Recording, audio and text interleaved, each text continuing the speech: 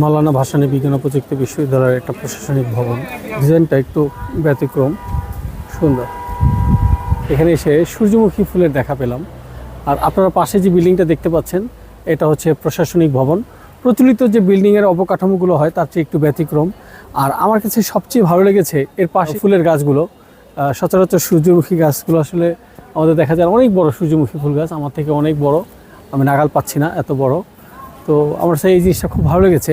এখানে সূর্যমুখী ফুলের মধ্যে দুটো মৌমাছিও দেখা যাচ্ছে। একটু জুম করে যদি আমরা দেখাই, দুটো মৌমাছি কিন্তু এখান থেকে মধু সংগ্রহ করছে। তো এই জিনিসটা আমার কাছে খুব ভালো লেগেছে। কিছু কিছু সূর্যমুখী ফুলকে বড় হয়ে গেলে এভাবে নেট দিয়ে ঢেকে রাখা হয়েছে। সম্ভবত এটা যখন পেকে যায়, ফুলের এগুলো বীজ তৈরি হয়, এই বীজগুলো সম্ভবত পড়ে যায়। এই জন্য বড় যখন হয়ে যায় বা যখন এটা পরিপক্ক হয়ে যায়, তখন এই ফুলগুলোকে নেট দিয়ে ঢেকে রাখা হয় যাতে জিনিসটা নষ্ট না হয়।